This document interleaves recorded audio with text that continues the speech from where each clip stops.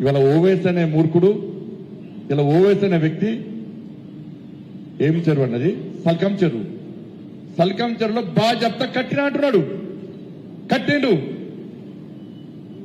ఇలా పేద విద్యార్థుల పేరుతో పొట్టు పైసలు సంపాదిస్తున్నారు ఎంఏ పాటోడు. అలా సల్కం చెరువు విషయంలో కాంగ్రెస్ పార్టీ ప్రభుత్వం ఒక విధానం, ఇతర విషయాల్లో ఇంకో విధానం. ఇతర యూనివర్సిటీలో మాత్రం కూలగొడతామంటారు. కూలగొట్టాల్సిందే. దాని భారతీయ జనతా పార్టీ వ్యతిరేకం కాదు, కూలగొట్టాల్సిందే. కానీ ఓవైసీ అనే వ్యక్తి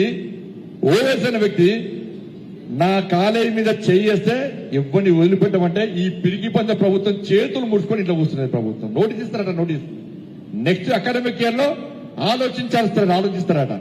అంటే చేయలేని చవట చేసిన ప్రభుత్వం కాంగ్రెస్ పార్టీ ప్రభుత్వం. ఇవాళ ఓవైసీ వార్నింగ్ ఇస్తే భయపడే ప్రభుత్వం కాంగ్రెస్ పార్టీ ప్రభుత్వం. దానిలో చదువుకునే 40,000 మంది విద్యార్థులకు ఏదో రకంగా న్యాయం చేయాల్సిందే, అన్యాయం చేయదు. కానీ అన్ని కూల్చినప్పుడు ఓవైసీకి ఎందుకు ఎగ్జించడం ఇలా కాంగ్రెస్ పార్టీ స్పష్టం చేయాలి. కాంగ్రెస్ పార్టీ క్యాడర్ ఆలోచించాలి. ఇలా అదే మన ప్రభుత్వం ఉంటే ఏం చేద్దామని ఇవాళ ఒక్కడి కాదు 100 బుల్డోజర్ పెట్టి ఒక్కొక్కరికి ఒక బుల్డోజర్ పెడతాం. ఇలా ఓవైసీ కాలేజ్ ఒక్కొక్కరికి ఒక బుల్డోజర్ పెడతాం. వాడు వస్తే వాడు కూడా దాన్ని నొప్పుతుందని. అంటే బెదిరిస్తే భయపడే ప్రభుత్వం ఇది. అంటే దీని కూడా మైనార్టీ సంతృష్టికర విధానాలే. హిందువులు చదువుకునే హిందూ ఇన్స్టిట్యూషన్ కానీ హిందువులు ఎక్కువ సంఖ్యలో చదువుకునే విద్యార్థులు చదువుకునే హిందూ విద్యా సంస్థల విషయంలో ఒక విధానం, మైనార్టీ చదువుకునే విధానం ఒక విధానం. మైనార్టీ యాజమాన్యం ఉంటే ఉడగొడతారు, హిందువుల యాజమాన్యం ఉంటే మాత్రం దాన్ని పూర్తి చేస్తారు. మైనార్టీ డిక్లరేషన్ నేను బట్టే పోలేనా? మీరు అందరూ అనుకుంటారు కావచ్చు భాగ్యలక్ష్మి గుడి దగ్గర బండి సంజయ్ ఏదో టైం పాస్ కు పేరు కోసం పెట్టిన కావచ్చు. మీరు పెట్టుకోలేనా? నాకు మొన్న హ్యాపీ అనిపించింది అన్న. నేను మొన్న కోణాలప్పుడు తిరిగినా.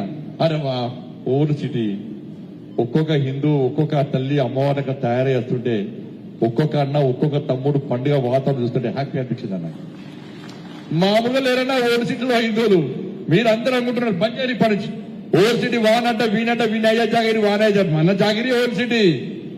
ఒక్కసారి వినాయక చవితి వస్తే ఇక్కడున్న అన్ని మోర్చాల నాయకులు మీ జిల్లా మండల పదాధికారులు తీసుకొని మండల అధ్యక్షులు తీసుకొని ప్రతి ఓల్డ్ సిటీలో ఉన్న ప్రతి వినాయకుడిని తిరగండి, ప్రతి వినాయకుడిని దర్శించుకోండి.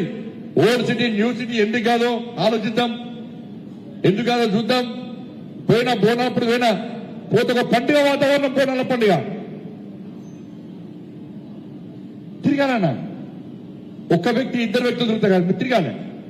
అక్కడ హిందూ సమాజం ధైర్యంతో బతుకుతుంది. వాళ్ళ ఎవరిదో ప్రాపర్టీ సమ్ముకొని ఇతర స్థలాలకు ఇతర ప్రజలు వేరు వాళ్ళందరూ తిరిగి వస్తున్నారు. ఇవాళ ఓల్డ్ సిటీకి తిరిగి వస్తున్నారంటే దానికి కారణం భారతీయ జనతా పార్టీ కార్యకర్తలే. భారతీయ జనతా పార్టీ ఇచ్చిన భరోసా ధైర్యం అనే విషయాన్ని ఒక్కసారి గుర్తుంచుకోండి.